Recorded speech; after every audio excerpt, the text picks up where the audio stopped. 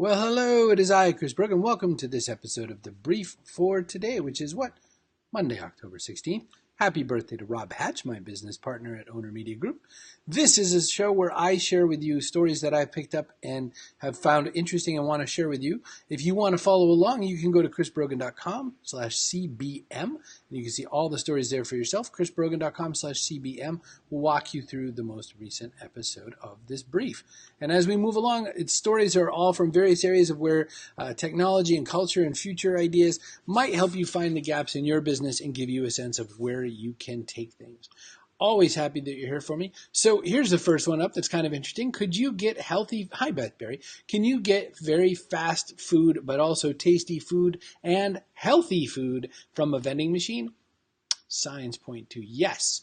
We tried a food delivery system that's about to blow up the healthy fast food scene, and it was shockingly good. Wait till you see this thing. So the company's name is Le Cupboard, because it's French. Hi, Sunday. And in this, you can see that there were taste tests done, and once you put your little button and you get your super healthy fast food, I mean, look at that. That came out of a vending machine. That looks pretty darn tasty. I'd put that in my mouth, wouldn't you? So pretty cool. Voila, healthy fast food from a vending machine. And speaking of things of that nature, you may or may not know that we are running into a situation where there are so many humans on the planet that we might be running out of the opportunity to provide good and healthy proteins for everybody alive. And so there's a search on to find the best meatless protein, plant-based proteins. So for example, this is a Beyond Meat burger. There's also Impossible Meat, which is one of my favorite plant-based burgers. There's other solutions mentioned in here, including insect protein and all that sort of a thing. But the fact is that if this is becoming more and more covered in things such as the Wall Street Journal, and if Nestle has committed billions of dollars to their next attempt at finding plant-based protein, this is going to be the deal. Oh, that's interesting. Page not found on my last article. I must have missed part of the link, so I'm going to skip that. Phew, I don't think I've ever had that yet. I'll have to fix it in post. This is interesting. This was sort of a storyline that was just saying what we kind of already know, but face it, Facebook and the rest of the big tech are now big media. And the whole point of this is an opinion piece, is that it's saying that, we can't keep looking at this like a technology company that's, fun software that lets us share conversations between people. The point of view is that this is now the media, and that majority of people are saying that they're getting their news from places like Facebook and Twitter and the like. And they're saying that, all of the growth of media and all of the interest and intention for media is coming from places like Facebook and Twitter. And so we have to start looking at it that way. Like I said, it's an opinion piece. You can check it out for yourself. Again, go to chrisbrogan.com/CBM and you can see it for yourself. Now, this is interesting. In airline news, there's so many things that make travel annoying, so many things that make it just not very fun. Delta is going to start checking passengers in using the mobile app. So this is kind of fun. It's definitely an idea of taking out the whole check-in process that's annoying. Now you can get your boarding passes and everything. It'll be sent out 24 hours prior to the flight, and everything is just handled. You're just done.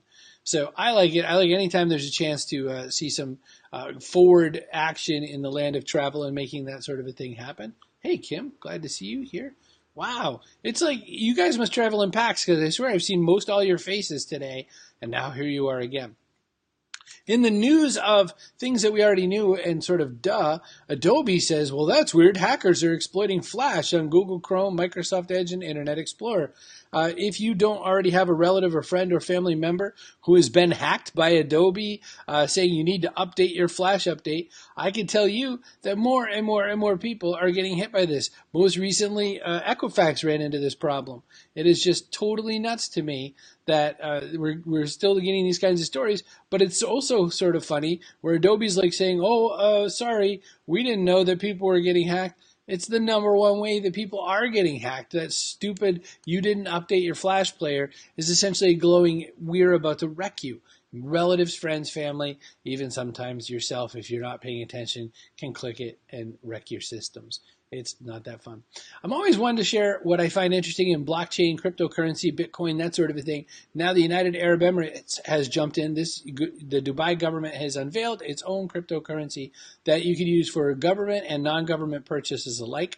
There's all kinds of opportunities to pay attention to this, because this is going to be a currency translation platform via app on their smartphone. There's lots of other ways to use blockchain besides just for Bitcoin type purposes. But again, one more government saying, hey, we'll check this out. We love the idea of using a cryptocurrency. Kind of funny that the US isn't really backing this as much as any other countries, but who gives our government billions of dollars? Oh, banks, right? I forgot. So we shouldn't pay any attention. Hey, Paul, how the heck are you? How the heck are you in the UK? What part of the UK are you in, by the way? And you know what, Paul? If ever, like it's always forever. That's when I'm going to have my typo moment is, when I'm in the minute of saying hi to somebody. So by all means, always glad you're here. Hello, Mr. Schaefer, by the way. All right, next story. This is interesting. Ford is saying that they're having a situation where no one might want its used cars. Now, as always, these kinds of stories are a little bit of overblown, but this is kind of interesting. So someone was sniffing through a research note that said that in their Ford restructuring roadmap, which is just very recently put out, even though they're doing really, really, really well, Hackett, this new CEO Hackett, I can't remember his first name, is it Jim?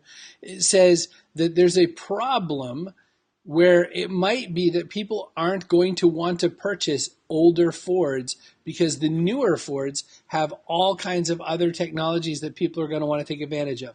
Technologies, fuel efficiencies, lots of other opportunities. Ford has already presaged the idea that people might not want to buy used Fords, and that will take a hit on their revenue because they get some amount of their revenue, a big percentage, a reasonable percentage from their used car revenues. That becomes an interesting story. We only want the new stuff. We don't want these old things. Forget it. No one's going to want them. That Ford is concerned about that is interesting.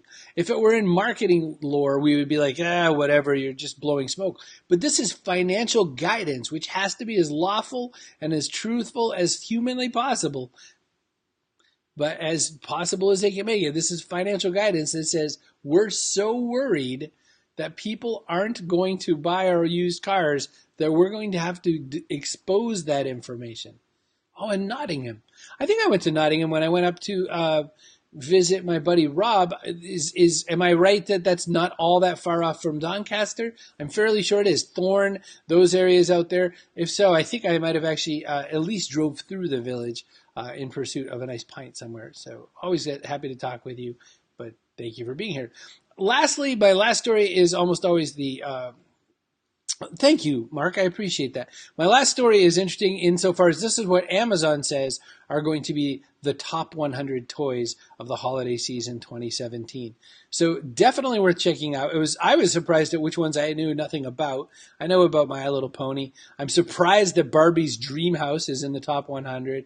Lego Ninjago toys probably make sense. Kind of bizarro that Despicable Me Jumbo Fluffy with lights and sounds is on the list. But these are the top 100 toys according to Amazon. Now, if you're an Amazon kind of person and you want to check this out, once again, all you got to do is swing by chrisbrogan.com/CBM, and all of these stories are here for you to click. So the very last link right before this section ends, Amazon has announced the Hot 100 toys. So you don't have to say, wait, where's that link? You just go to chrisbrogan.com/CBM and you can find it out. One last point to make is if you like this show and if you want to do your own version of a cool Facebook Live show for Mac, use Ecamm Live. My buddy Ken makes it with his brother Glenn. Super fun. Always happy to share with you how I make this kind of a thing. But I made this brief because I want to share with you a smattering of the stories that I've read for myself that I thought are interesting and thought you might also want to check out as well. And hello, Melissa. Always happy anytime I get a chance to see you. 30 miles to Doncaster. Well, there you go.